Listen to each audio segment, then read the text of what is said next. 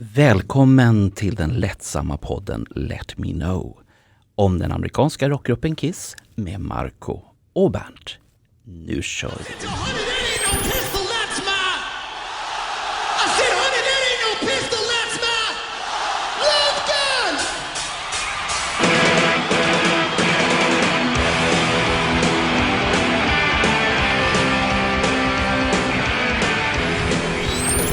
Välkommen!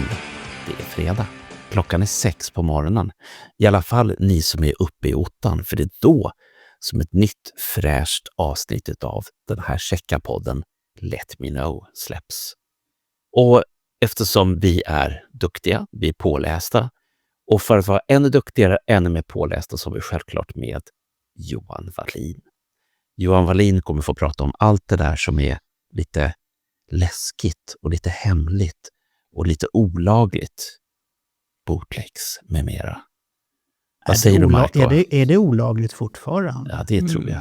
Ja, Ni blir väl medlemmar i EU? Är det Johan? Är det välkommen, ja, Johan? om det är det i... Tack för det. Om man tjänar pengar på det så blir de nog inte så glada. Men Tjänar du pengar på det här, Johan? Absolut inte. Inte en enda krona. Däremot så lägger jag pengar på och öka min samling. Men betyder det att då blir det lagligt helt plötsligt, eller? Ja, Han investerar pengar. nej, men eftersom jag är intresserad utav det så är det ju så att det som trycks upp ges ju inte bort gratis, om vi säger så. Så att jag får ju Nej, det var så det var. Jag missade en liten detalj där. Ja. Jag kommer du väl ihåg från skivmässan hur dyrt det alltid var. Du var ju sugen på Hotter Than Hell-boxen, men sen backade du när du såg prislappen. 4 500. Var det 4 500? Ja, jag fick ju välja mellan att köpa en ny toastol till mitt vattenskadade hem eller att köpa en Hotter Than Hell-box. Det valet hade ju inte varit så svårt egentligen. Nej. Hotter Than Hell-box. Hade du varit smart så hade du frågat så här, vem har toastol? Så hade jag kunnat säga, jag har toastol i hus nummer 10. De står där i källaren och väntar. Hade du tagit hit en Uber och tagit med en toastol hem? Nej, och så hade du haft råd att köpa. Då hade jag haft både den Hellboxen. Ja. Varför gjorde jag inte det för? Nej, därför du tänkte inte så vanligt. Nej. Det var tråkigt. Men nu är det tur att Johan Wallin är här och tänker. Ja, då behöver jag inte tänka så mycket.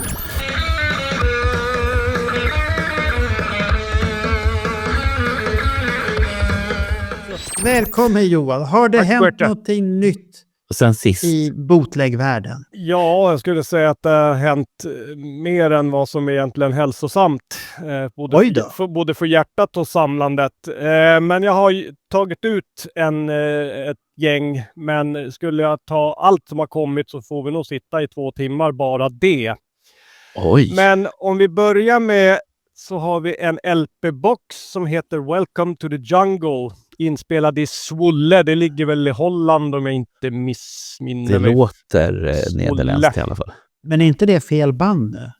Nej, det är inspelat i Zwolle. Men det är fortfarande Kiss under Animalize-turnén. Jag trodde det var Guns N' Roses. Nej.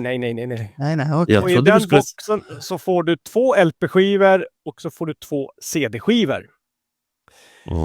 Jag har inte fått fram något pris, men jag skulle vilja tippa på 1500 kronor ungefär. Kommer du beställa den? Nej, jag har redan den på bränd CD i riktigt bra kvalitet, så att nej, jag säger pass till den. Hur kommer det? Vad sög det inte någonstans lite? Det är ju Animalize ändå. Ja. Du har ju gått och påstått i en väldigt tidig podd att du är en Animalize-fan. Ja, den är nära ditt hjärta här. Är det här hjärtat här? Ja. Hade det varit en spelning som inte hade varit ute tidigare, då hade det varit en annan. Men Zwolle har ju funnits ute i alla dessa år, så den har jag redan. Och det är ingenting speciellt med den spelningen som gör att... Ja, boxen är jättesnygg. Framsidan tror jag är bild som är på baksidan av Animalize-plattan. Den där fejkade bilden där... Nej! Pauls arm ser jättekonstig ut. Den är inte så fejkad som ni påstår allihopa. Ni tittar lite fel allihopa. Men den ser lite märklig ut. Ja, de kan ha konstiga poser. Ja, men det är den som är framsidan i alla fall. Det är armar, de här för många armar och för lite ben eller vad det nu är. Ja, för Carl Linnaeus slog upp, inte för så länge sedan, kanske en månad sedan, en alternativ bild på tagen från samma ställe. Mm. Och då står de lika knäppt, men där ser man att det är helt okej. Så att jag tror att den där bilden är bara knäpp när man tittar på den. Ja, nej, det ser Det väldigt... blir någonting konstigt så här. Det är jättekonstigt att det inte har läckt ut några fler bilder, för när man gör en sån där så tar man väl säkert en 200-300 bilder. Det har men knäppts mycket där, tycker jag. Men det har bara... Ja, det finns ju en jättefin bild. Den har jag säkert lagt ut på sidan. Men så annars så finns det väldigt lite just ifrån den fotosessionen. Det är konstigt, för Mark St. John till och med såg bra ut med hockeyskydden där. Ja, och så har mormors axelvaddar också. Så, På hockeyskydden under så här, som ska se kralliga ut. Så här. Ja, nej, men det är märkligt att det inte har kommit ut fler bilder. Den enda som ser cool ut där, det är väl på Stanley egentligen, har för mig. Han ser lite cool ut. Gör han? Nej. Tycker du inte det? Nej, det är ingen som ser cool ut på den bilden. Aha, de har fixat till håret jävligt bra allihop. Ja då, det är nog mycket hårspray där. Ja, det är mycket hårspray. Jaha. Vad har du mer? Vad har du mer? Då går vi bakåt i tiden. Då går vi till Dynasty-turnén där det faktiskt har kommit ut en från San Antonio. De spelade där den 19 oktober 79. Den kan jag inte minnas att vi har haft ute tidigare. Kan ha fel. Den är jättesnygg alltså, men den kostar 800 kronor. Och det är bara en skiva då? Eller en dubbel? Nej, det är en skiva, dubbel. Eller? Det är dubbel också. Okay. Och jag fick inte fram om det var en publikinspelning eller om det var en soundboard-inspelning. Det framgick inte. Jag har inte hört den. Jag har sökt på nätet för att kunna få en liten, så att säga, ljuduppfattning vad det är för kvalitet på det. Men jag har inte hittat någon än. Men det är också en Dynasty. Är det så här sammankomstplats som alla de här bootlegsfantasterna finns på, som du hittar informationen där? Det är ganska spritt. Är det spritt? Det? Okay. Det är både svenska och amerikanska. Och det kan jag säga till alla, att det kan löna sig faktiskt att leta runt lite grann, så kan man faktiskt spara några kronor. Vissa bootlegssäljare är ganska dyra på grejer, och det finns ju ingen anledning att betala 400 kronor mera om man kan hitta samma. Så det är tips att det är många som håller på. Det finns ju även skivaffärer har ju tagit in dem nu. Det finns ju även på nätet, så där kan man ju kika. Ja. Sen har vi fått lite från 70-talet. Vi har fått Philadelphia 76, och det måste vara enligt mina beräkningar den 24 mars. Där har tydligen om man hittat mastertapen till den. Utgiven på CD, inte på vinyl. Och för den CD-skivan får du betala 500 kronor för. Jag har för mig att den 76, att den är hyfsat bra redan. Den har varit ute tidigare, så det är ingen ny inspelning man har hittat, utan man har väl hittat mastertapen till den. Så förmodligen så är väl den också i bra kvalitet. Men det är lite vanskligt det där med mastertape, att man tror att det är soundboard-inspelningar kvalitets bara för att man hittar en mastertape, men så behöver det ju inte vara, utan mastertapen kan ju vara, så att säga, en dålig inspelning, bara det att man hittar liksom den första källan och inte 43 generationens, så att det finns ju inga garantier för att det är en master så är det superljud. Men oftast Johan, är de ju bättre än det som är ute. Men Johan, är det som så, förekommer det att man ger ut, vad ska man säga, bootlegs som har dåligt ljud? Oh ja. Det finns jättemånga. Så man kan alltså dra en riktig nitlott. Man hittar en skiva som kostar 1000 spänn. Och så ett jättefint omslag, och det ligger affischer och det ligger cigarrer och kondomer och jag vet inte allt som kan få plats i en sådär. Och så lyssnar man på skivan och så låter den som Morbror Ja. Bengt står och svetsar i garaget. Ja, det är tyvärr så. Vi har ju de här svenska spelningarna från Gröna Lund. Finns ju på vinyl. Det är ju ingen ny källa man har hittat och sen överfört till De vinyl. kan ju inte vara roliga. Alltså, det är Nej, inte och på vinyl. de är ju ganska dyra också. Likadant Göteborg 76 är ju hemsk. Och den gav man ju ut. Och så kom ju även Lund 76. Så Lund är väl helt okej. Men de ligger väl på säkert en 1500-2000 kronor idag om du hittar dem. För de kommer ut i en begränsad upplaga. Så absolut så finns det dyra bootlegs där ljudet är hemskt. Men ljudfiler till dem är väl inte svåra att hitta om man vill lyssna och höra hur de låter? Nej, det är det väl inte. Men förr när inte så att säga internet var så stort, så då bytte man med varandra. Så då visste man ju egentligen inte vad man bytte till sig. Utan då blev det ju en överraskning varje gång att jaha, vad är det här för någonting? Och så slängde man på det och så herregud. Det här lät ju inte bra. Men det var 76. Ja. Det som jag då... Ja. Det som jag också undrar då, Johan, som uppföljande fråga, det borde väl finnas en och annan liten bootleg-nörd som har gjort någon liten sån här förteckning. Göteborg 76, 2,5 stjärna eller vad man nu har för någonting. Det förekom ju absolut, och det gjorde det även på videoband också. Där man, jag vet att Nico i Strike-tidningen, han uppgraderade kanske lite väl mycket ibland, att det här var det superkvalitet.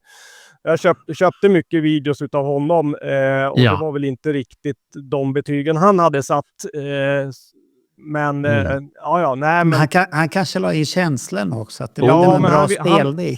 Han ville väl så att det är väl någonting man skrattar åt idag, men då var det inte roligt. Nej. Men nej, för det blir att förhoppningarna blir för höga.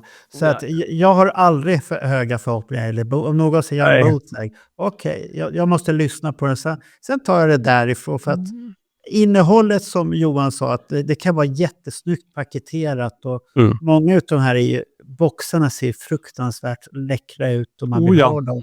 Och böckerna kan jag sno, som jag sagt tidigare. Det kan jag sno för varenda jävla grej. Men lyssna på grejerna sen, det kanske jag gör 1 eller 2 gånger. Sen är det lite för bökigt, tycker jag. Då vill jag hellre ha dem på en ljudfil som man bara kan enkelt lyssna i sådana fall. Sätter du på vinylen någon gång så här? Ja, det gör jag. Du gör det? Ja. Jag tycker det är liksom tjusningen att det ska inte stressas fram, utan är det så att jag inte har tid eller det, men då spelar jag ingenting, utan det är när jag liksom känner att nu ska jag sätta mig ner, ta en kopp kaffe och då slänger jag på en vinyl. Vad menar du med det här stressas fram? Är det att du måste komma i ett speciellt sinneslag när du lyssnar på en bootleg? Ja, jag slänger gärna inte på en vinyl om jag vet att jag ska träna om en halvtimme. Så liksom då är det ju poänglöst. För då kommer jag ju bara gå och tänka på vad klockan är, att nu måste jag snart åka.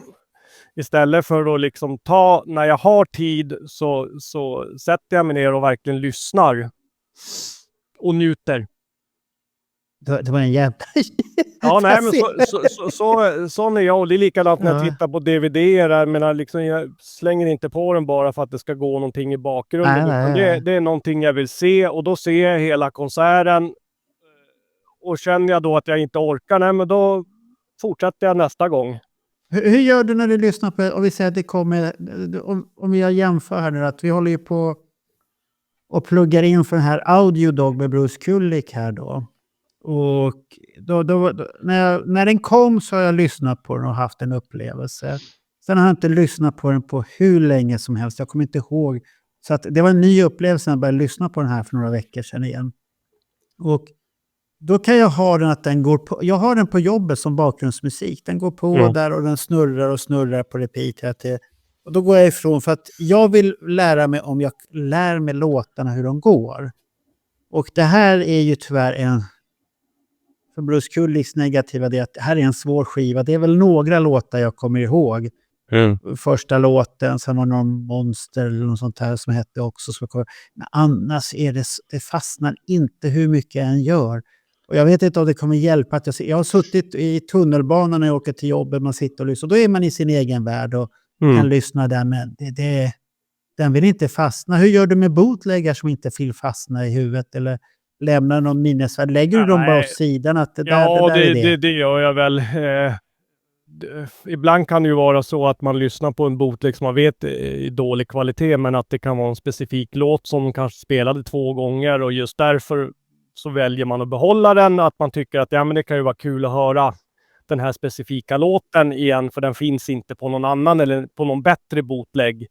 Så visst är det så att det är många bootlegs som man liksom har hört en gång och sen just på grund av ljudkvaliteten att Gröna Lund är väl ingen sån där som jag liksom nu ska vi lyssna på Kiss, för jag menar det finns ju bättre inspelningar från 76 än Gröna Lund, även om det är en mytomspunnen spelning och en klassisk spelning som jag hade ju huggit av med vänsterarmen för att få vara där och sett det. Men så är det ju att det är ju roligare att lyssna på en bootleg oavsett årtal om det är en bra kvalitet, såklart. Jag kommer ihåg när man skaffade, när vi pratade om 70 Paris. Ja. 76. Ja. Den var ju riktigt ruggigt bra när man lyssnar på den. Ja, den har ju kommit ut. Den har ju kommit ut komplett också, för den fattas väl, var det 2 låtar var det väl sen tidigare. Ja, så att, och då är det så här att då tänkte man så när Gröna Lund kommer så låter det på samma. Ja, nej, det var en bit ifrån. Tyvärr. Ja, det var tyvärr. Ja, vad var det mer för nyheter då? Ja, sen har vi en Philadelphia till, fast då är det från 75. Den 3 oktober, eller Upper Darby heter ju stället, men det ligger ju i Philadelphia. Det är ju en klassisk kassett skulle jag vilja säga. Ja, jag vet inte vad de har hittat, för den är ju riktigt bra ljudkvalitet på. Jag har den på köpt bootleg på CD. Jag kommer inte ihåg vad den hette. Den kom ju även på vinyl också. Så jag vet inte, det verkar inte vara någon mastertape. För den vi hade innan är ju komplett. Så jag vet inte varför man ska betala 500 spänn till för någonting som redan finns ute. Ja, det är dumt. Så att, men den har tydligen kommit ut i alla fall, men jag har inte lyckats hitta exakt vad det är som är så speciellt med denna. Eller så är det bara så att man kan sälja några ex till. Ja, det är väl det klassiska. Man kan det är nog, och sen har vi den klassiska spelningen från Long Beach 31 maj 74. Den gick ju på radio. Den ska man tydligen ha hittat mastertape på. Troligtvis från en radiostation då, antar jag. Så att den har man också gett ut på CD. I och för sig tycker jag att den som vi har haft i alla år är väl helt okej. Den ligger också på 500 kronor. Det är ju en dubbel-CD bör ju bli. Ja, det är det. Vad har vi mer? Sen har vi ju Memphis 18 april 74. Det är också en klassisk spelning. Men nu har man hittat soundboard-inspelning på den. Nämen. Jag har för mig att är det inte den som låter så fruktansvärt illa, där bandet var väl mögelskadat när man hittade och sen gjorde man en överföring och bandet svajar nästan hela konserten. Undrar om det inte är Memphis. Ja, det låter ju inte så här jätteroligt. Nej, annars är det ganska bra kvalitet på det, men just att du får det här svajet. Och då, jag tror det var Alex Bergdahl som berättade att det var mögel i början på bandet och man fick liksom inte riktigt ordning på det där.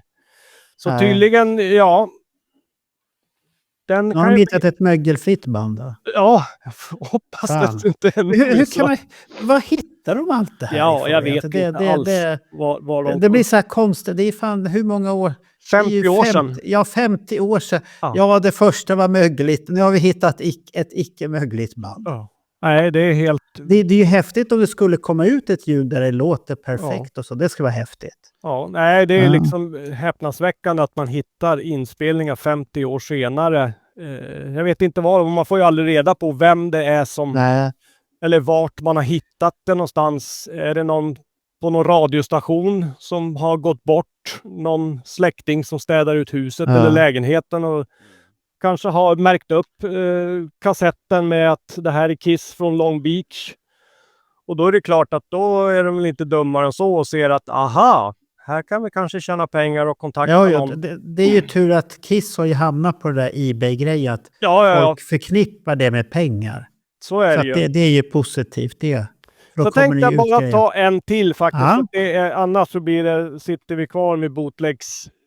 Och det är en box som heter American Tour Boxset. Då är det 2 spelningar, Denver 84 och Las Vegas 84. Och båda ska vara en soundboard-inspelning.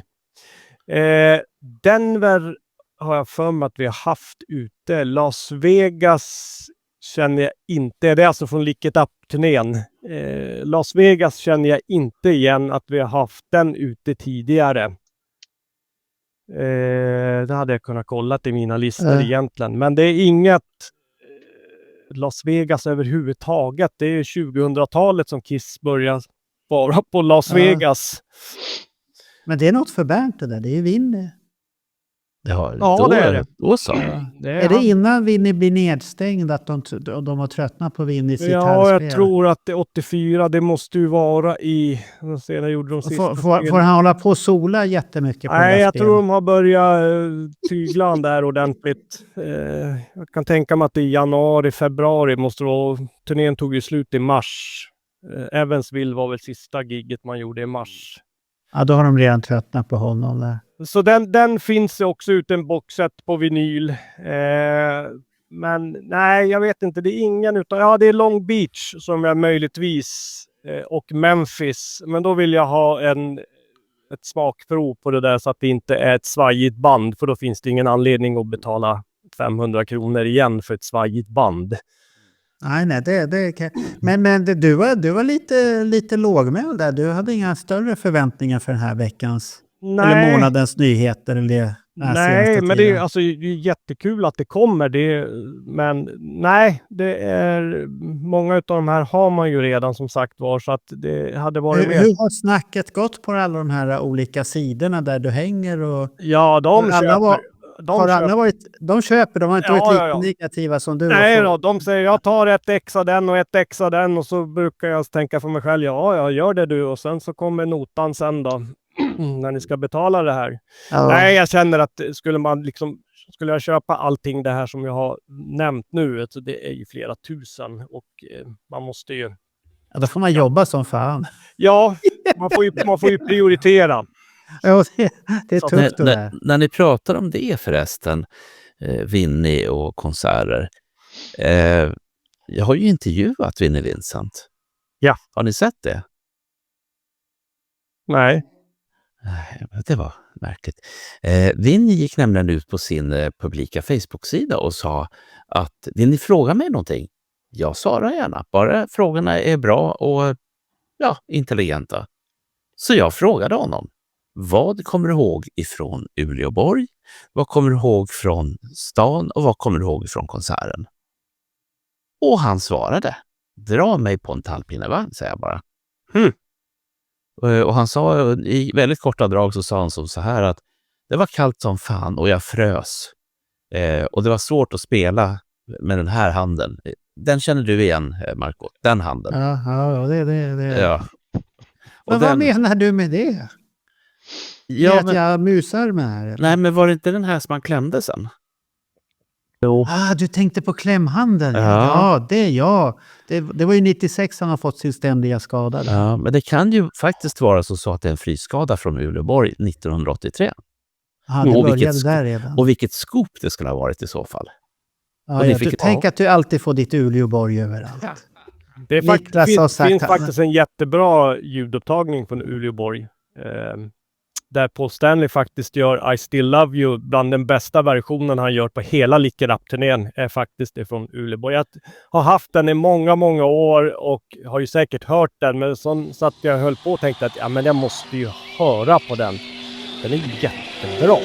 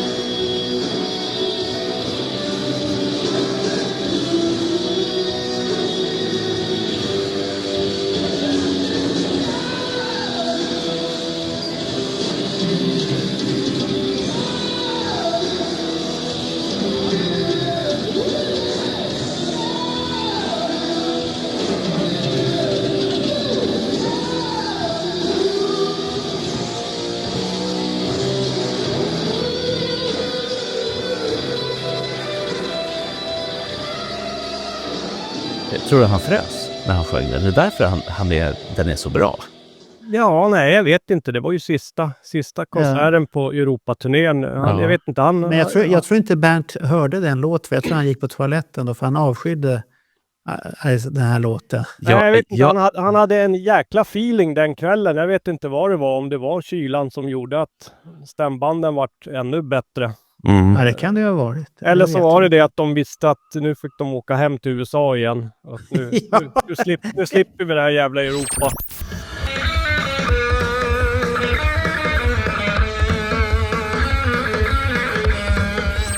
Då ska vi prata om Peter Criss sista kyss med bandet. Och det blev ju 2003.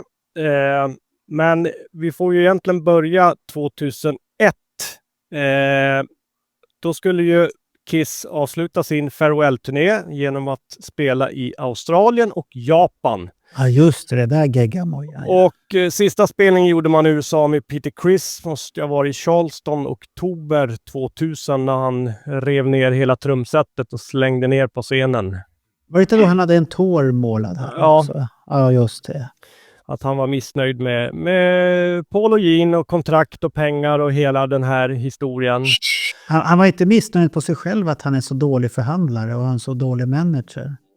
Nej, det kan man ju tycka. För att det står han borde ju titta på sig själv först och främst. Jag tycker det borde ju stå i kontraktet hur mycket man kommer att tjäna per spelning. Ja.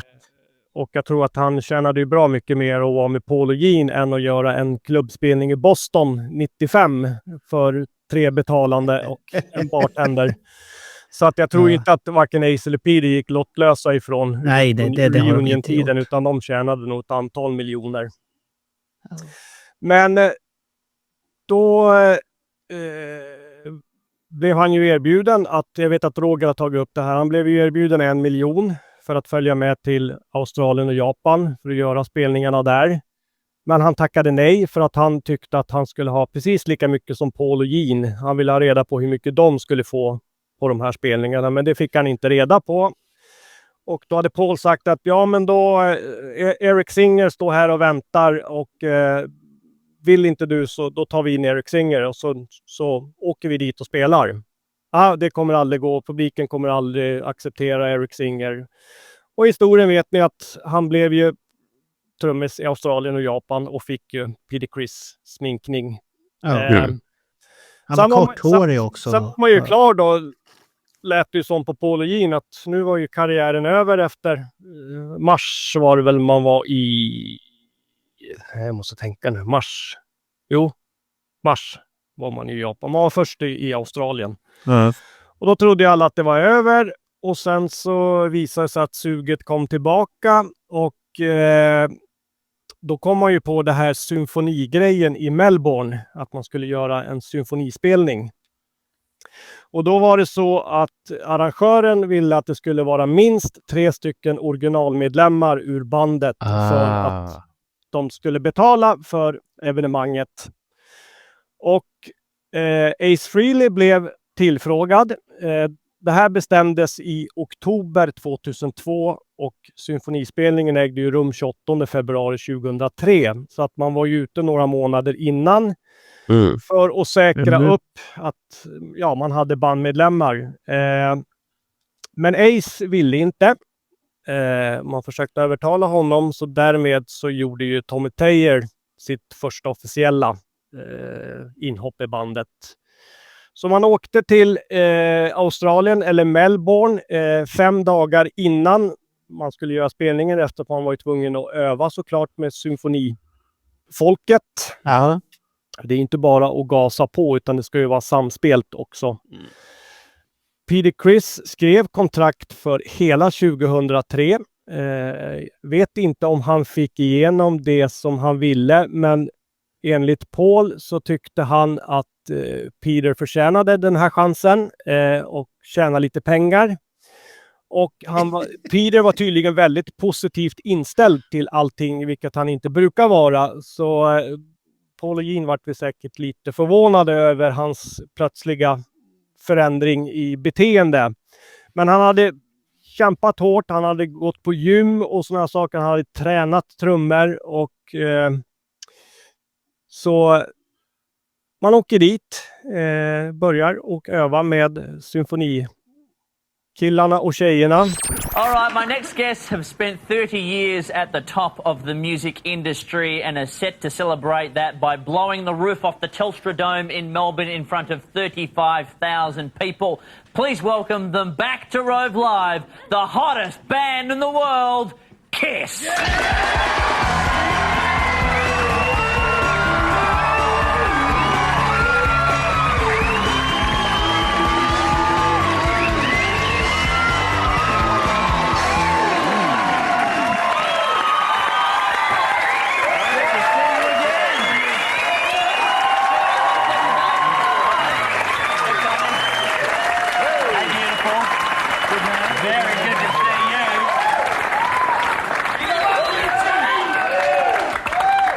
This is great.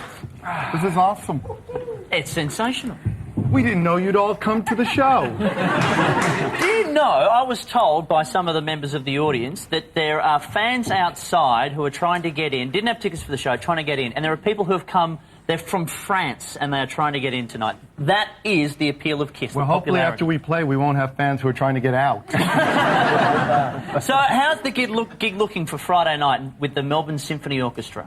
It's amazing, you know, it's something that only we in our insanity would even attempt. You know, here we are playing a 3-act show where we'll come out and first, you know, do Kiss as people know Kiss, and then we'll do an unplugged segment with a string ensemble, and then go balls to the wall, you know, with a 60-piece orchestra. So look, he's getting ready for his next question. it's pretty amazing. I just got excited at balls to the wall. That's it. Whatever turns you on, sailor.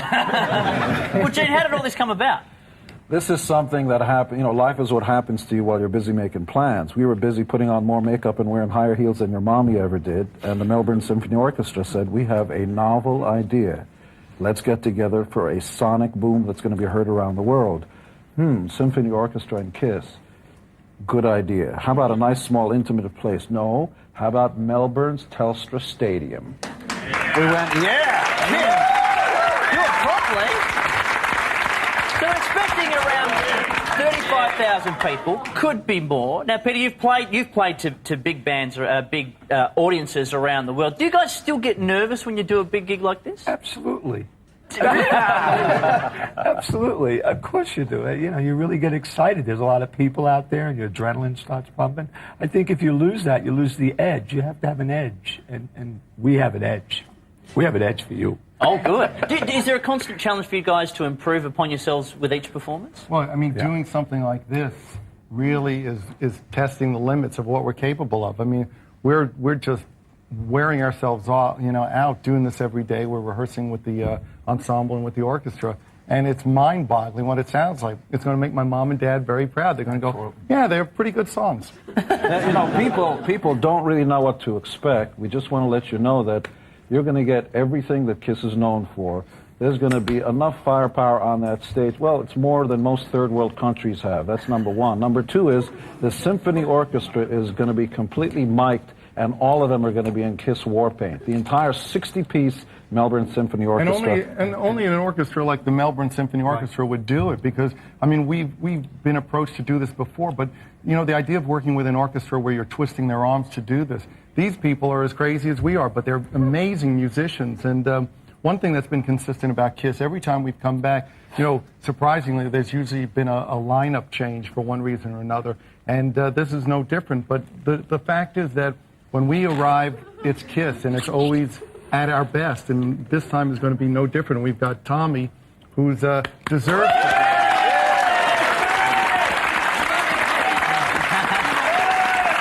Tommy Kaye joined the group for this tour? You know, this is a time to celebrate the people who are here, not the people who aren't here. You know, this is about KISS continuing, not about getting steeped in why people aren't here. You know, we respect everybody for not being here, but like your football teams, we got to move on forward. And yeah, I mean, I'm just stoked to be here. It's amazing, especially something on this level with the orchestra and everything. It's you know, mind-boggling, and I'm just stoked to be here. You know. And you've been in there and you've rehearsed with the orchestra. Yeah, already? we were in there today, and rehearsal was remarkable. And we're just, you know, it's such a monumental thing, and you know, it's going to be great. I just love the fact that all. Oh, sorry, Jay. That's all right. If you do it again, I'll kill you. You know, Should we mention the maestro? We should mention. we will. yes, That's a very we should, important right? thing. Please. yes, We you should know, mention David Campbell? Yes. David Yeah, Campbell. Absolutely. You know, when we were.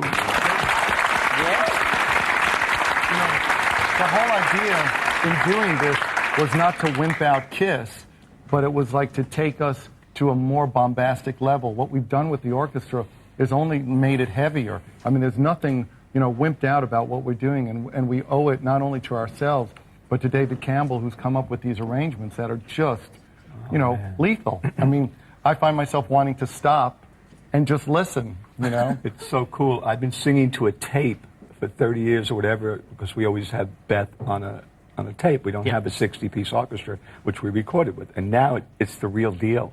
And I'm Fantastic. like, wow. So is this going to be the first time Beth is performed with the full Yeah, string? Wow. man. Talk about being nervous. Oh, God. We're so excited by this thing that we've got a full film crew and a full recording crew, because this event is going to be filmed and seen around the world in a pay-per-view by some estimates for over 100 million people. It's going to come out as a DVD, an XYZ, a PTA, any three-letter words, as many three-letter words as you can put together. We're so excited. Yep. But most people think that when we get together and rehearse, it's just music. It's not that. You have to work out, watch your diet. Don't we look great? Come on, look at that. You look fantastic. Now, what sort of regime do you have to keep yourselves fit? Because you put on a hell of a show. We work out. You know, there's a gym in the hotel. They're very corny things that most people sort of ignore in life. We're down there at 8 a.m. every morning, believe it or not. You know, Yeah. I go down the It's gym, been Tommy's coming grueling. up. Paul, he's always in shape. It's He's in shape naturally. It's in his genes. Ever since he was, you know, when he was born, he went. Yeah, Peter's always great.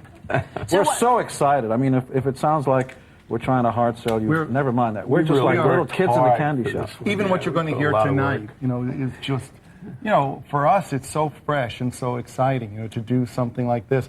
Yeah, we've done an unplugged once, but this is like, this is more like unhinged.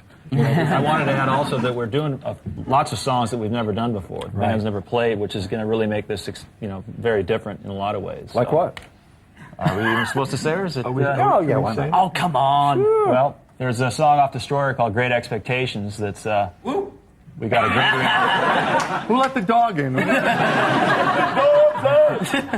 songs like Shandy, Sure Know Something. There's a few other, Forever. Will you do Strutter, which is one of my favorites? You do Strutter at the last one? We're doing Strutter, and we're doing that in the first segment of the One show. of my favorites. So we'll be doing that. We're covering everything from Deuce, you know, to Shandy, to Sure Know Something, to you know, Great Expectations. It's really a KISS fan's dream, and it's our dream. So It's one and the same. And every piece of that symphony orchestra, the entire piece is going to be mic'd. Every single instrument is going to have its own microphone, so that there's going to be a soundboard like you never saw. So they've got a And mix, in makeup, like right? the mix from hell. But of course, it's natural. Well, they are all going to be in makeup. Gene, how does it feel for you to be looking at the orchestra we've got set up and to see your makeup on a woman's face? It's well, I've never seen that before. But we would like to invite you to the show. We'd like to invite you to smear your face with Kiss makeup because it belongs there. You know that. I'm going already. I have my ticket. No, but you I will can't be go there. like this.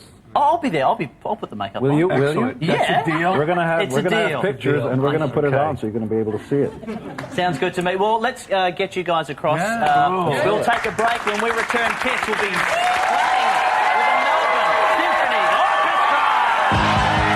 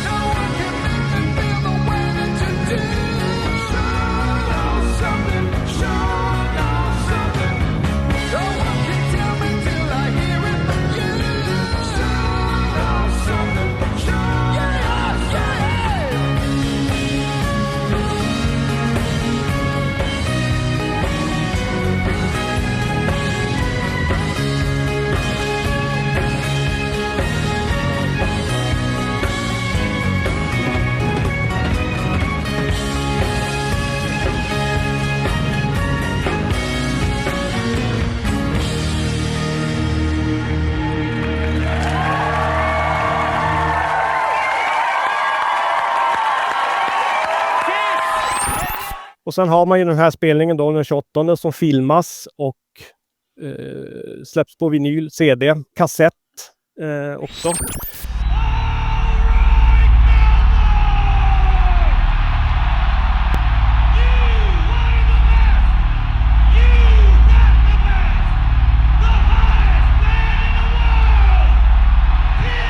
Alive 4, a three-part extravaganza of the hottest band in the world, playing an unforgettable night of Kiss classics with the Melbourne Symphony Orchestra.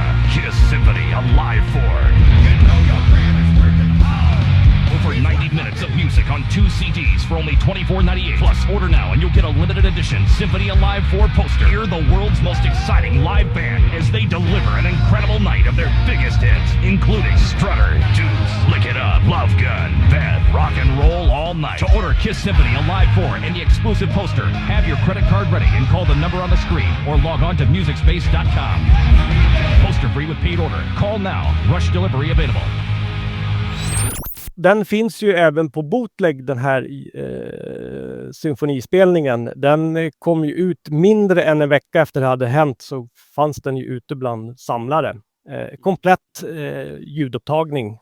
Aha, okej. Är riktigt bra ljud faktiskt också. Det visste inte jag ens att det hade kommit så fort. Den var väldigt fort ute på nätet. På såna här torrent-sidor så kunde man ladda hem den. Både MP3 och FLAC. Så jag lyssnade på den såklart när den kom. Det var väl helt okej tyckte jag. Det kanske inte det Kiss jag gillar, men jag förstår att de ville göra någonting nytt. Och sen lyssnade jag på honom förra veckan, för jag visste ju om att vi skulle ju prata om den här turnén. Så tänkte jag, är det så mycket som skiljer mellan bootleggen och det officiella släppet? Men det är det inte. Det är något mellansnack som är bortplockat, och låtmässigt så spelar de bara Here Comes the Sun med Beatles i 39 sekunder när de kör akustiska gitarrer som inte är med på den officiella släppet. Jag vet inte om den är med på DVD:n. Nej, det känner inte jag igen överhuvudtaget nu när du säger det där. Det är det enda som liksom skiljer sig från den officiella. Så faktiskt har man inte petat så mycket i produktionen som man brukar göra när det är live och Kiss. Så att, men det är klart, man har väl justerat någonting lite här och där såklart. Men i långa loppet så låter det faktiskt äkta. Även Peter Criss, jag lyssnade extra noga på trummorna om de har så att säga lagt till någonting i studion. Men det har de faktiskt inte gjort, utan han sätter alla låtar. Han är lite vilse i Going Blind och Shandy, där han hittar mest ett grundkomp kan man säga. Han har säkert ingen aning om vad Going Blind är för någonting, att den var med på Hotter Than Hell, att han själv var med på den, men jag tror inte Peter Criss sitter och lyssnar på Kiss-katalog när han inte var med. Så att, men det låter ju hyfsat i alla fall. Han är ju liksom, du får ju en takt i alla fall.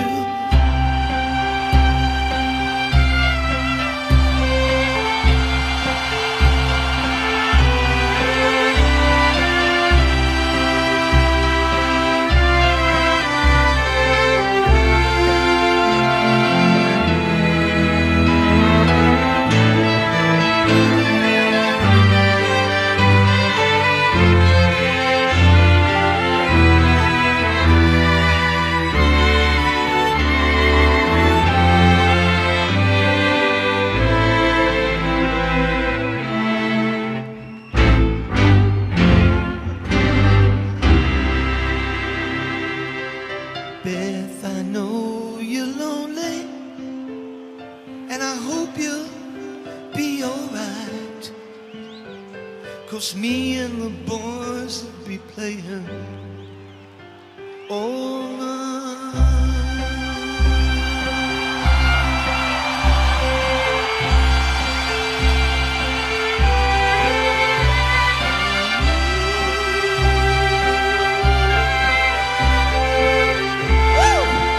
God bless you all, Australia. Thank you so much, Melbourne.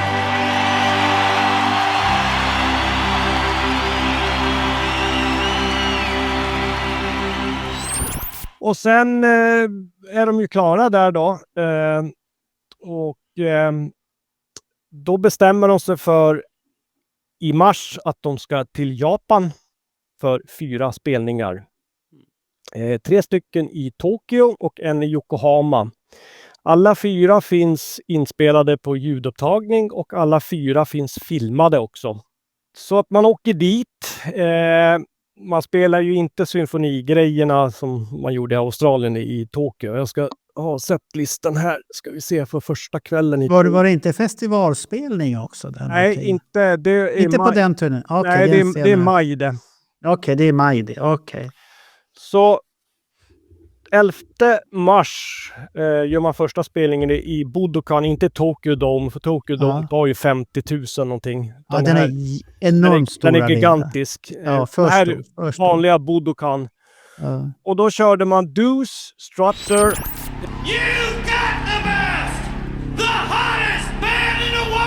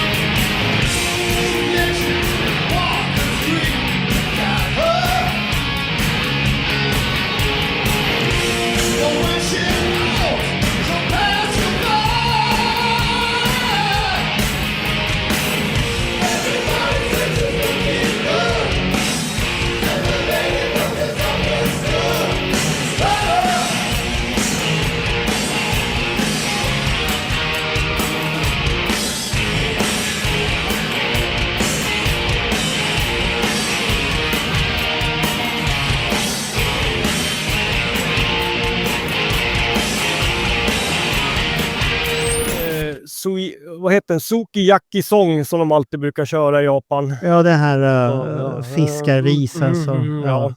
Alltså, Let Me Go Rock'n'Roll, Shout It Out Loud, Firehouse, Lick It Up, ja. King of the Nighttime World, Calling Dr. Love, Psycho Circus, Going Blind hängde med ifrån Australien. Fast inte akustiskt då.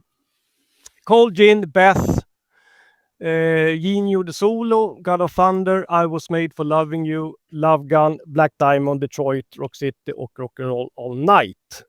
Ingenting att bli upphetsad över, förutom Going Blind faktiskt. Det var ju kul att...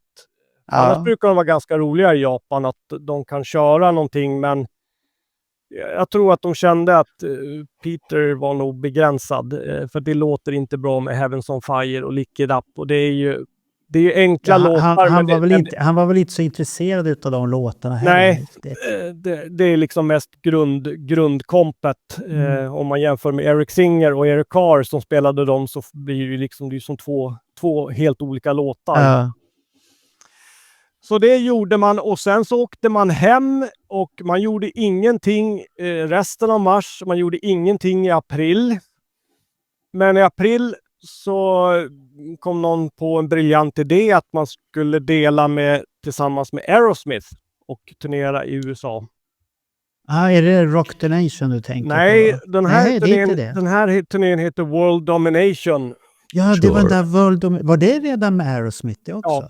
Aha, okay. Och då bestäms det att den turnén ska börja den 2 augusti ska man börja att spela. Att båda är huvudband, men Kiss börjar varje kväll och Aerosmith avslutar. Med andra ord så tror jag att Aerosmith var lite större än vad Kiss var 2003. Så att Kiss blev nog förband, även om man inte säger det rent ut. För de jag har pratat med säger att Aerosmith var väldigt stora i USA just 2003. Ja, men de har ju alltid varit stora i USA också. Just på ett helt annat sätt jämfört med övriga världen. Att Kiss intresse hade väl svalnat lite grann bland amerikanerna. För att det var ju många som trodde att bandet hade lagt av. Och sen det här medlemsbyten att Peter Criss hoppar ut, Eric Singer kommer in, Ace Frehley går ut och så kommer Tommy Thayer. Det kanske skapade lite grann att folk blev lite förvirrade. Vad är det som gäller här egentligen? Men man hade en festivalspelning i maj i den, vad hette det? Devore heter det, Kalifornien. Där var tydligen Christina Aguilera, Sting. Kiss avslutade hela festivalen och fick bara spela 4 låtar. Så att det var ju ingen lång konsert. Vad hette den konserten eller festivalen? Någonting med W. Jättemärkliga. Jag försökte söka efter den men hittade inte så mycket, utan jag fick bara fram att Kiss avslutade så att säga festivalen och med 4 låtar, så att man kan ju inte säga att det egentligen är en konsert, utan nej, det är väl bara lite uppvisning egentligen. Och sen var de ju lediga juni-juli för turnén med Aerosmith drog igång den 2 augusti. Och vi kan väl ta en setlist ifrån augusti. De spelar ju betydligt mycket kortare, det var väl 70-75 minuter. Så att det blir mindre låtar. Men man körde Deuce, Shout It Out Loud, Do You Love Me, Let Me Go Rock'n'Roll, Firehouse, I Love It Loud, I Want You.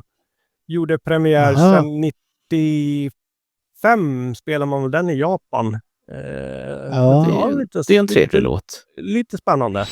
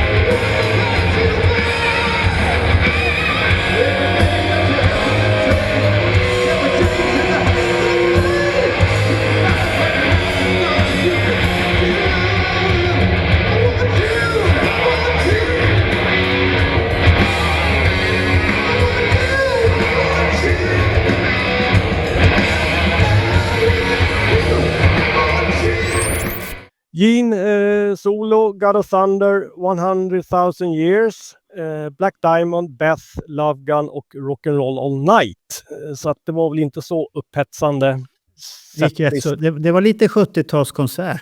Ja, och sen just hade ju Aerosmith hade ju den här catwalken där man kan gå ut och bland publiken, och det, enligt uppgifter så ska ju Kiss ha blivit tillsagda att de absolut inte fick gå ut på den. Och det finns ju lite filmat ifrån en hel del ställen, och faktiskt så springer ju inte Kiss ut på den.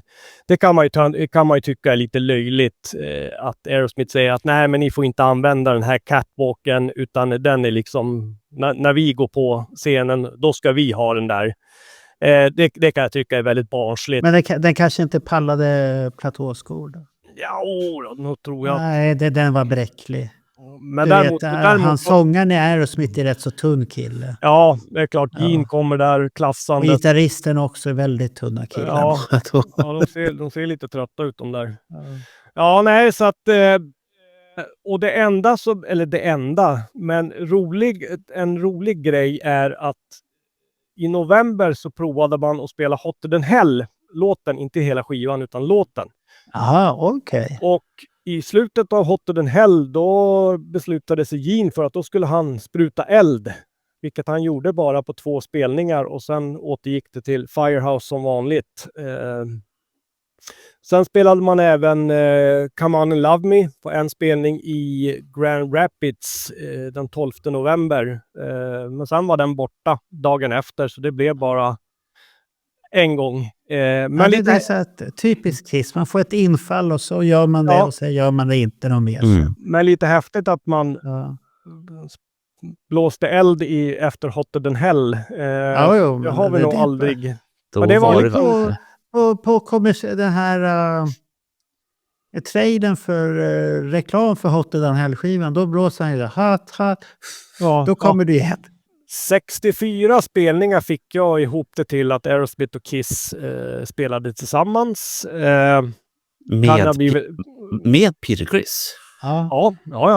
World Domination Tour. Ja, som enligt många tycke och smak bland det sämsta turnéer Kiss någonsin har gjort.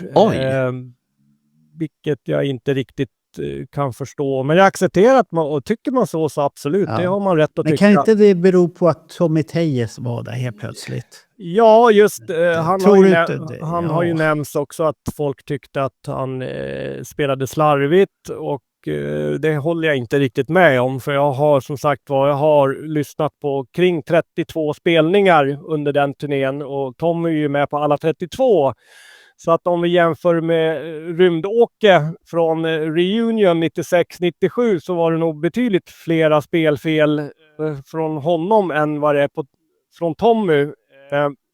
Däremot så om man tittar på videoklipp med Tommy Thayer så är han väl kanske inte riktigt bekväm i rollen som gitarrist och stå på scenen med Kiss, vilket jag kan ju förstå.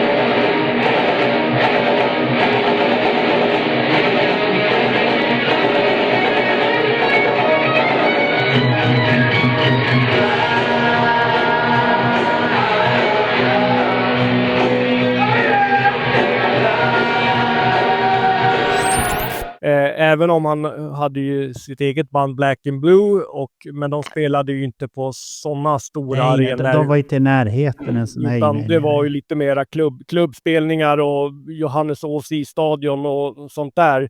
Så att det kan spelade Black and Blue på Johanneshovs stadion? Nej, men jag tänkte på storleksmässigt. Jag tänkte väl fan. Ja, nej, så stora ställen kan de inte ha spelat. Jo, men det gjorde de. De var ganska poppis faktiskt ett tag. Sen kan de ju ha haft andra band som var med dem och inte att de var själva huvudakten. Det tror jag inte att de... Hur kan de ha varit så jävla poppis? Så jag har missat någonting. Jag vet varför, Marco. Det är för att jag har deras skivor. Ja, det har jag också. Ja. Jag hade någon också, men de är ju inte bra. Alltså, det sa jag inte. Nej, det är den musrocksperioden där. Den är inte bra.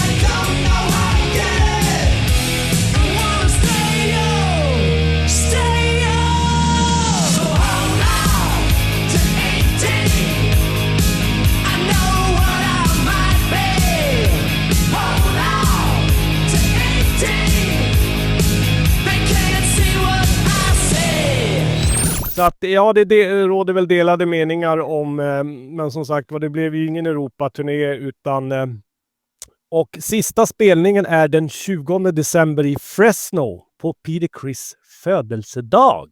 Han fyller 58 år 2003 och det blir ju Peters... Han är bara 58 år där. Ja.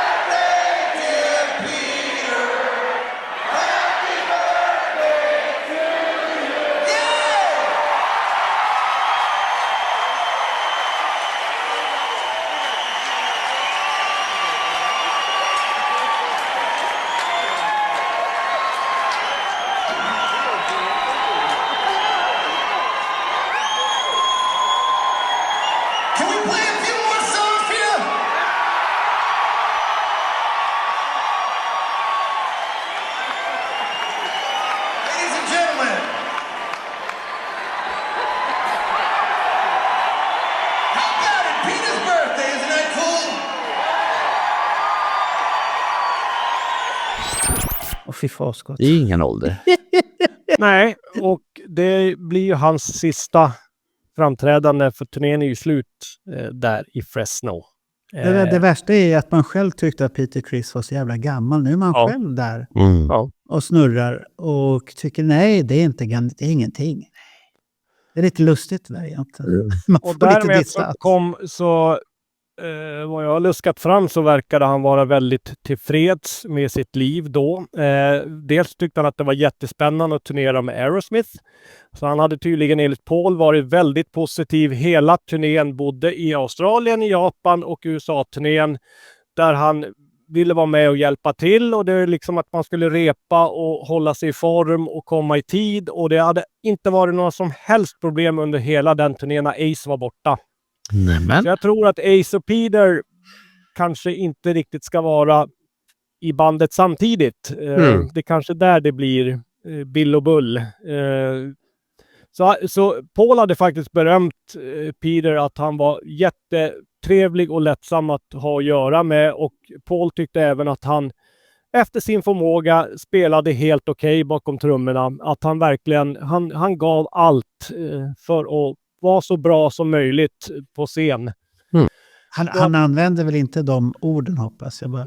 Efter sin förmåga så var han... Ja, nej, så sa han väl inte, men Peter Criss hade ju fruktansvärda armproblem. Och hade det varit så att Kiss hade varit huvudakten själv, så hade det varit 90-100 minuter. Det hade nog varit tufft för honom. Han hade inte klarat det. Utan nu låg man ju på genomsnitt på 70-75 minuter.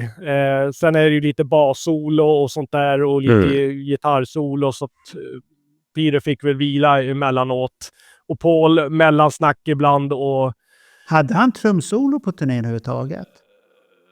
Nej. Det hade man plockat bort. Ja, nej, inte vad jag kom. Nej, jag tror inte man... Nej, jag tror man plockade bort. Gene var den enda som hade att dregla blod. Ja, man hade tagit bort... Då vågar de inte göra någon solo för Tommy heller där då.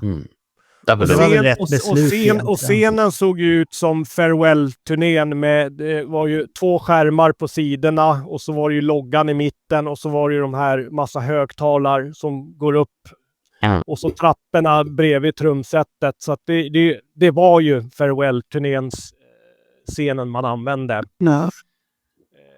Men man blåste ju av bomber och såna här saker precis som vanligt, men att det blev ju ett kortare set.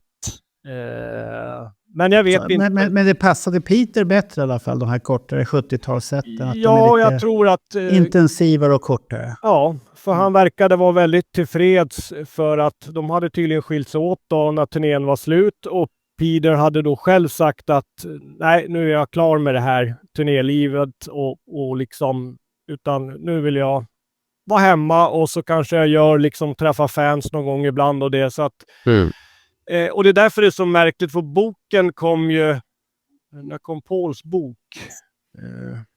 Ja, det här när han gnäller så mycket. Okej. Så vet jag inte, så det känns som att någonting har hänt efter Peter lämnar, och där är alla vänner och alla är nöjda, även Peter är nöjd med den ersättning han har fått. Och sen så blir det den här pajkastningen mellan Peter och Paul.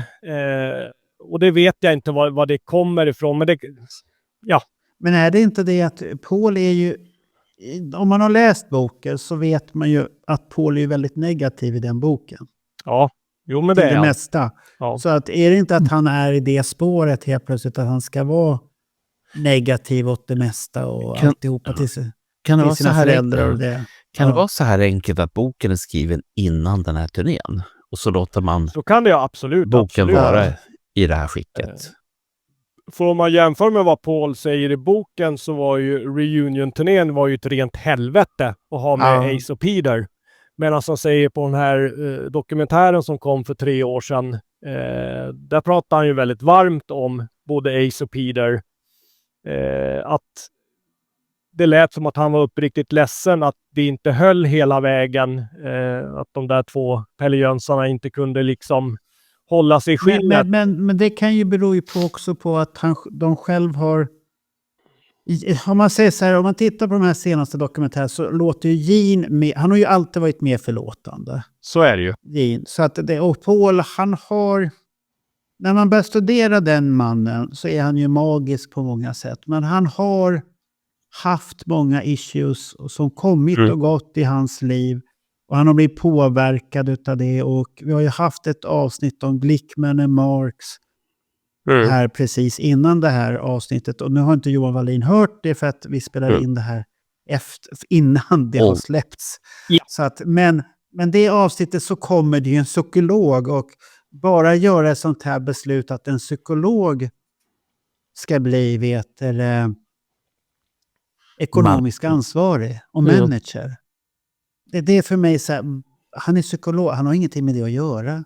Nej. Antingen är han en pappersgrej eller så var det så korkat att man har trott på det.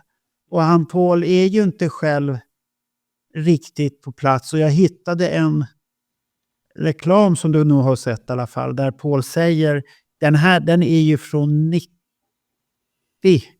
90-91 har jag för mig, där Paul har på cowboyhatt, eller om det är 92 i Finland, någonstans där han sitter och säger då att det som har hänt, det har hänt, det glömmer vi, vänder blad. Och han är väldigt så här, alla kan göra fel, men nu är det så nu är det inte så mycket att göra. Vi går vidare och vi kämpar, och det har väl varit så med Kiss där, när det var Reunion 96, då är det mycket pengar. Det var så mycket pengar, och det är pengar som styrde. Det höll ända fram till det höll, och det höll ju inte fram till Psycho Circus ens en gång, för där sprack det ju redan. Man släppte inte in gubbarna i studion och fick vara utanför, och så undrar de varför blir de sura när vi släpper en skiva med Kiss. Ja, men vi har ju inte fått vara med. Nej, så att det ligger bäddat i det här materialet att han sen själv har kommit på i äldre dagar på de här dokumentärerna och säger det, och intervjuer, det har varit det, vi har varit tacksamma för. Det är nog för att han själv kanske har insett sin egen roll i det. Så att man kan alltid kasta paj på Ace och Peter. Men det sitter ju 2 andra personer, och det är en grupp som ska samarbeta, och det är nog fel på alla. Det är som en skilsmässa. Det går aldrig att säga att det är den ena partens fel. Då säger men han var otrogen. Ja, men varför var han det? Ja. Är det en sjukdom? Har han haft en sjukdom, eller vad är det som gjorde det?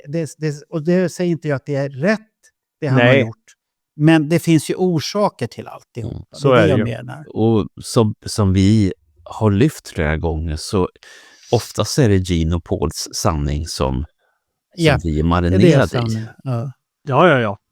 Och så får vi höra. Men den här World Domination-turnén då, Peters sista, har du mycket spelningar från den och bootlegs och grejer? Ja, jag tror jag har en 32 ljudupptagningar har jag. Är det något att ha då? Ja, faktiskt. Japanspelningarna är ju alltid roliga. Jag vet inte, det är precis som att bandet får lite mer energi när de är i Japan. Så de finns ju alla 4. Finns ju filmade, finns säkerligen på tuben också. Och sen är det ju speciellt då med sista gigget den 20 december i Fresno, som blir ju Peters sista. Så när vad är det, Rock and Roll All Night är det väl, när den klingar ut, då vet man att då har Peter spelat klart med Kiss för alltid. Så att det är väl lite dubbla känslor när man lyssnar på den. Och det är faktiskt bra ljud på den också. Har den kommit på vinyl eller så? Nej, jag tror inte det finns någon Nähä, på 2003. Okay. Det är jättedåligt. Men att ingen har tänkt att släppa Peter Criss sista spelning?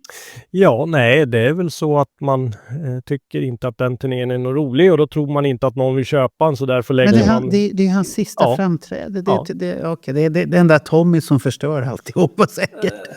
Ja, jo, det kan man också diskutera, för det har ju Peter haft åsikter om att hur fan man kunde sminka upp Tommy Thayer som Ace Frehley, men det gick ju tydligen bra att turnera hela 2003 med Tommy, så att det där är... Ja.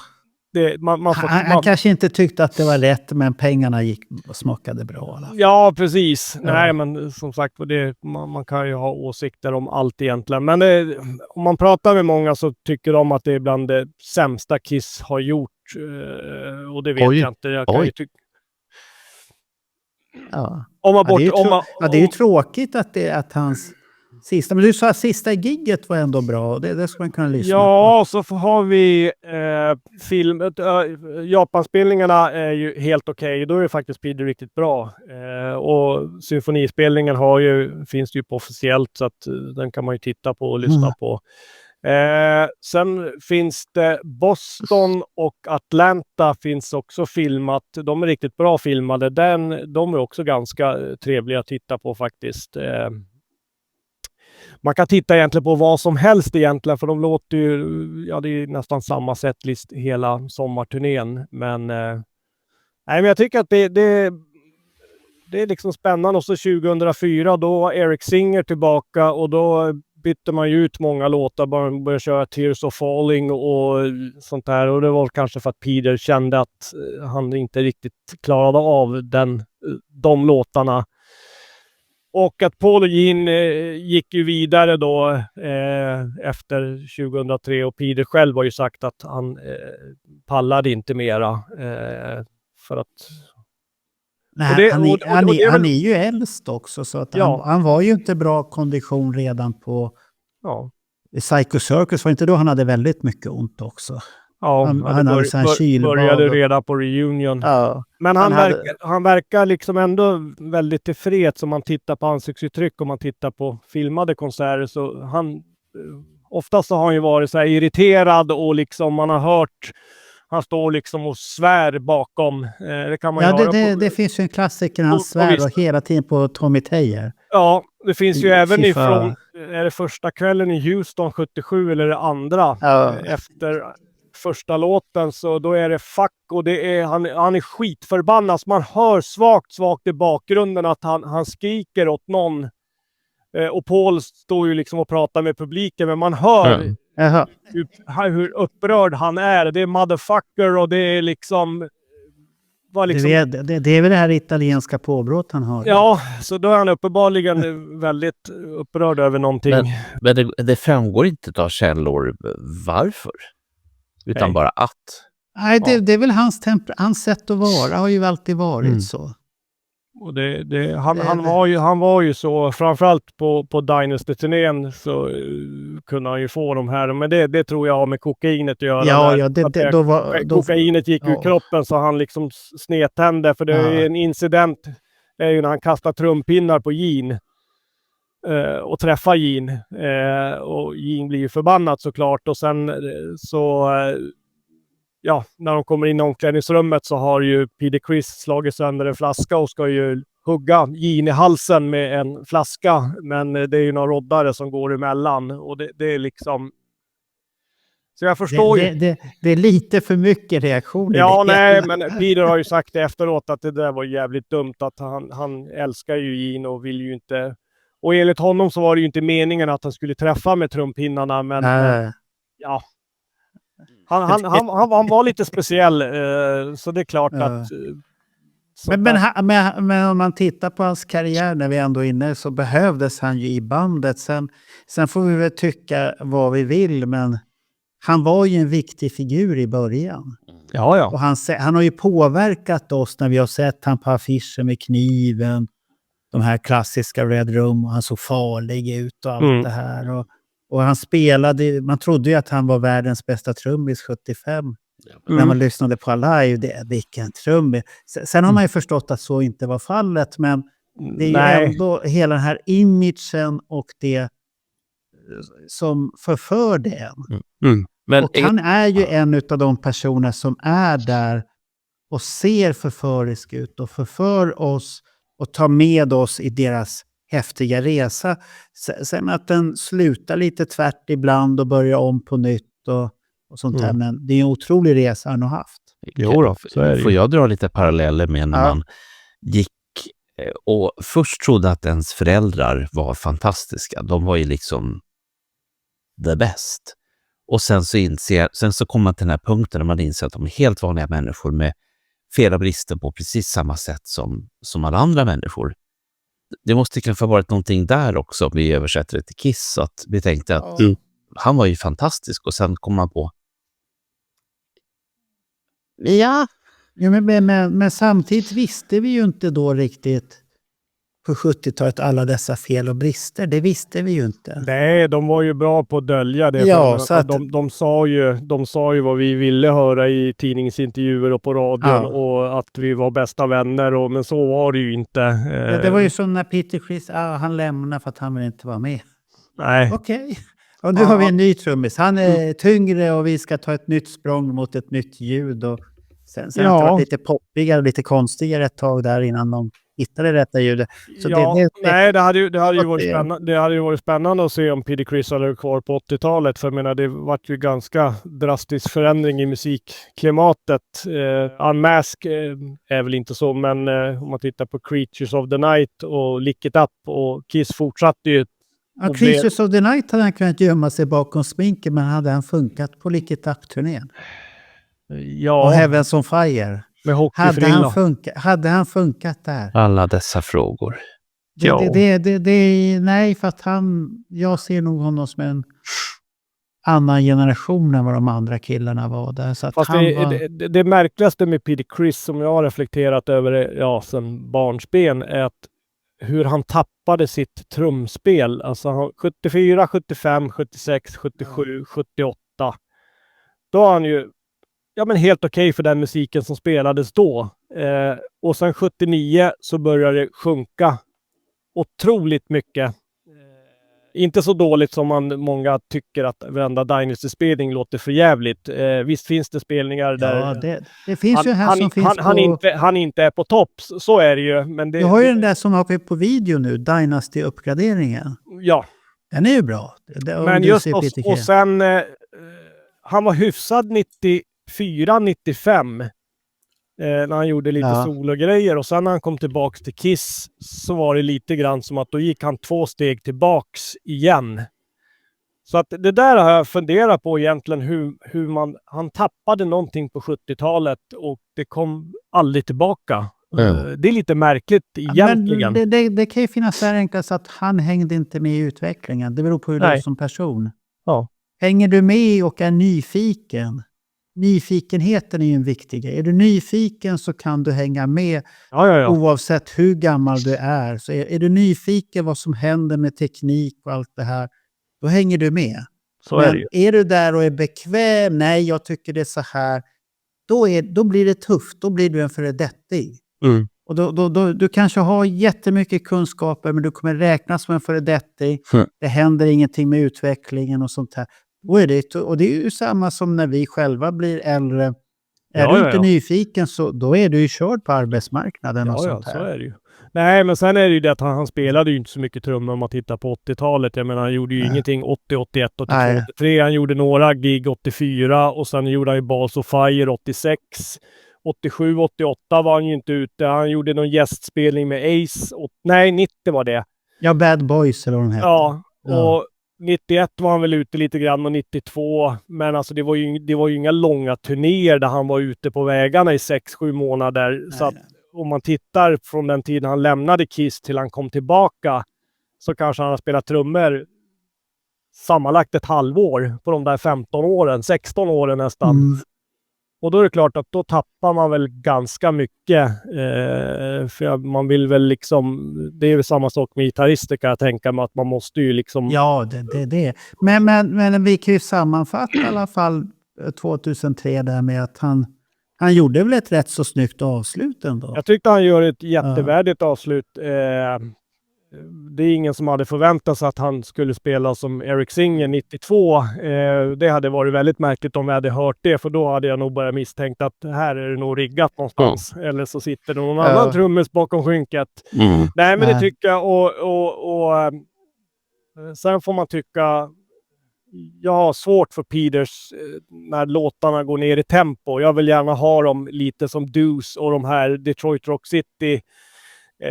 Men det är väl kanske för att jag växte ju upp med Eric Carr och sen Eric Singer när låtarna... Ja, då går det fortare.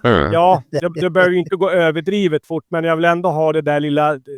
Det gör faktiskt skillnad, för Deuce är en sån låt så att får man upp den lite grann i tempo, det behöver inte bli speed metal, men den gör sig bättre.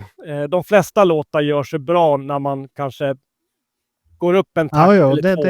Det kan jag. Så det är väl enda jag kan störa mig på, att låtarna gick ner lite grann, men överlag så är jag faktiskt, när jag gick igenom faktiskt de här 32 inspelningarna jag hade, för jag tänkte nu ska jag ge Peter den chansen. Och Nej, jag tycker faktiskt att han gör det väldigt bra. Ett värdigt avslut från Kiss. Det är synd bara att Ace inte var med, att man hade kunnat sagt tack och adjö både Ace och Peter tillsammans. Ja, det hade varit häftigt, men nu fick vi ju inte det. Men nu blev det inte så, utan så det tycker jag absolut att leta upp, för det finns väl en hel del på tuben, så det tycker jag inte att den är så dålig som många hävdar. Det finns väl alltid dåliga konserter på alla turnéer. Ja, det fanns det var tråkiga på Animal Ice-turnén till exempel på slutet, för då började de korta ner sättet och det var bara de här standardlåtarna. Men så är det ju. Man får ju liksom... Det vill bara se på End of the Road att där är vissa spelningar klassiska och andra jättesega.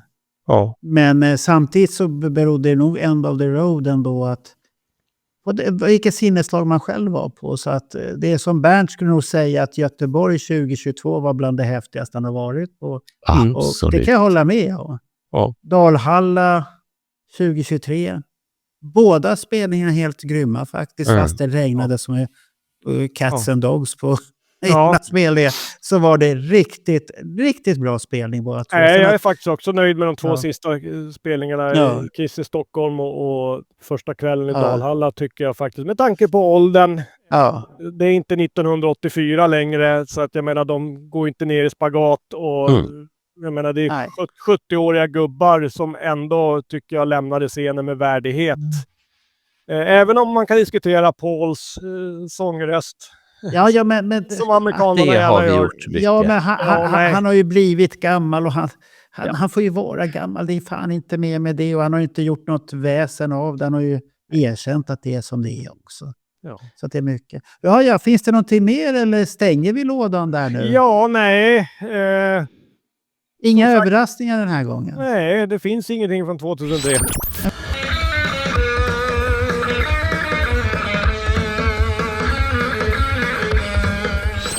En sak till. Alltså han hade ingen en sak till. Han hade glömt bort det, Johan. Ja, det har han nog Han fasiken hade gjort. ingen sak till.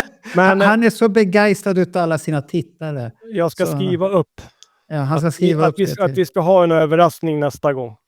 Han har ingen iPhone, det är därför han inte tänkte på det. Men å andra sidan, överraskningen var ju att det inte var någon överraskning. Ja, det var överraskning. Ja, så kan man ju också se att överraskningen är att jag har ingen överraskning. Så där gick ni bet. Ja, så att har du inte planerat någonting så kanske vi kan säga till folk att börja skicka önskelistor på vad de vill att du ska pladdra om för någonting. Och då ska det vara helst någonting specifikt. Att det kan inte vara att man slänger fram Kiss hela karriär på bootleg. Det måste vara... Nej, då blir det många avsnitt. Det blir helst enstaka händelser, och det som jag kan säga till tittarna här att en bild Johan Wallin la upp på så här religiösa grupper mot Kiss, det skapade ett avsnitt, och så skickade jag manus till Bernt, och Bernt vart det kan man väl inte skapa någonting. Jo då, titta här. Sen vart han tyst. Precis som han vart med Paul Linden vart han också tyst. Men det finns ju massa just från Creatures-turnén där de blir ju anklagade. De får ju sitta till en tv-studio och herregud, det är komik på...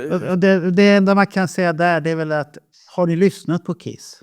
Ja. Det finns ingen låt och då säger men God of Thunder. Ja, men lyssna på Paul-versionen. Då är det en jävla kärlekslåt helt plötsligt. Men jag tror inte jag har sagt det här i en podd, men däremot har jag berättat för Marco. Och det var Uleåborg-spelningen. Vi är tillbaka till 83 och den spelningen. Nu igen. Nu kan Niklas säga nu igen. Okay. Ja. Innan så var det ju några stycken religiösa människor som delade ut lappar. Gå inte i Finland? Gå inte på den här konserten. Är du säker på att det inte var svenskar där? Nej, för fan. Jag har aldrig hört att finnar skulle hålla på sådär. Jo, men... så att, i Lappland. Ja, men det finns en liten intressant story till det där. I korta drag, så de går inte att se konserten. Efteråt, när jag ska åka tillbaka till Sverige eller åka hem, så hamnar jag på samma tåg som dem, och jag kan ju inte låta bli. Jag måste ju prata med dem. Ja. och säga det att för det första, var ni på konsert? Alltså det var ni inte. Ja, men då får ni ju skylla er själva att ni frös. Ja, jo, det var ju lite kallt. Men då frågade jag dem helt enkelt, deras bakgrund och deras resonemang kring Kiss. Och de hade ju inte fattat vilka Kiss var, utan de har ju blivit utskickade av sin kyrka att åka upp till den här konserten och stå. Och vilken kyrka var det? Ja, det var en finsk frikyrka. Det var så här finska bastukyrkan som var ute och härjade. Det vet vi inte. Men, men jag hade ett långt samtal med en av de här killarna. Han var ju dålig på engelska och ännu sämre på svenska. Så att, men det vart som det vart i alla fall. Men jag tyckte det var fascinerande hur då den här personen åker ifrån, om det var Jakobstad eller Vasa. Och sen Men då var det ju svenskar. Nej. Jo, det är Jakobstad är Sverige i Finland. Då var det ju svenskar. Det var det jag misstänkte. Nej, de här talar inte svenska. Det var väl en kilometer... Han kunde lite svenska, sa han. Är finlandssvensk då. Okej. Skikt. Ja, nej men så att och återkommer man sen då till de artiklar som jag skrev för Ozone i Kiss Army Sweden på den tiden, 83, så finns det en del annat kul. Men det handlar ju om att det är helt enkelt en form av, de ska ha någonting att göra, de här. De kan inte gå ut och missionera, utan då måste man missionera med någonting annat. Typ. Så du menar att man är bara där för att man måste ha något att göra? Det har ingenting med religion. Ja, det är det jag alltid har sagt. Det är tur att jag inte är religiös. Och de som är religiösa var det, men kladda inte upp det på mig. Men det här är lite grann som nynazister i Stockholm. Och då undrar ni, vad fan har det med varandra att göra? Jo, då är det nämligen så här att som nybliven nynazist, då får ju du uppdrag. Du ska alltså se till att du är värdig och vara med i deras organisation. Och då brukar det börja med att de skickar dem, för det finns en nynazistorganisation i Haninge. Då skickar man ner dem till Nynäshamn och då får de sätta upp så här små klistermärken på allting. Det ger si och så många stjärnor. Och sen nästa gång, då får de göra någonting mer avancerat. Och sen stiger de i graderna. Hur vet du allt det där? Har du ansökt till dem? Han är medlem. Jag förstår. Var har du fått all information? Först var det Miljöpartiet och har du gått ut till nazisterna? Nazisterna? Ja. Nej, men jag kan ju säga så här. Det här lär jag för fan för, men det bjuder jag på. Sverigedemokraterna i Haninge för ett par år sedan, då ville införa att man skulle marschera innan kommunfullmäktige. Det tycker jag är lite spännande. Hur kan jag veta det? Ja, då kan jag säga så här, inte för att försvara dem, men har inte Vänsterpartiet en marsch 1 maj? När ni marscherar genom stad och alltihop. Ja, vi och sossarna. Det är helt rätt. Ja, vad är skillnaden? De vill marschera och skrika andra saker och ni skriker era saker. Jag tror ni är lika tokiga allihop. Ja, du får prata med de andra blå istället och se vad de har för böjelse. Nu tackar vi Johan Wallin. Klockan är mycket. Och Johan Wallin är trött. Du ska jobba imorgon eller? Nej, jag är sjukskriven fortfarande. Nej, du är sjukskriven. Det är därför han hittar på så mycket kiss-godsaker hela tiden. Titta, du ser hur lycklig han ser ut. Han ska vända sig. Jag roar mig med det. Jag är så glad att jag har det intresset faktiskt för att fördriva Och Johan Wallin är glad för alla tittare han har fått. Ja. Som tittar på honom. Så det är roligt att ni tycker om alla de här olika serierna vi hittar på. Så att vi försöker hitta experter på alla områden och sånt där. Jag tycker det är en härlig blandning att man får liksom, det är lite gott och blandat på sig. Men för att vi är ju en grupp. We are one, som vi säger alltid, Bernt och jag. Att vi är allihopa. Att det är inte individerna som ska sticka fram. Sen att Bernt och jag är med och pratar och har våra åsikter, det är ju för att vi är som politiker, vi kan ju inte hålla tyst. Vi måste ju ha något att säga. Nej, men det är bra att ni är med och håller ordning. Så att vi tackar Johan Wallin och så går du tillbaka till gravkammaren och tittar vad du hittar i volten där och vad du kommer fram med till nästa gång då. Absolut. Så hoppas vi att alla trivs med det. Tack så mycket. Hörru Marco, vad ska vi göra tills nästa gång då? Ja, vi ska dricka rom. Imorgon fredag så är det inspelning med Daniel och sen på lördag är det inspelning med dricka rom. Sen är det lite ledigt ett tag. Ja. Där. Ja, det är ett hårt liv vi lever. Men Det någon har varit en tuff vecka den här veckan med poddinspelningar, men det har blivit bra också. Ja, Så tack så mycket. tack. Hej då. Hej då.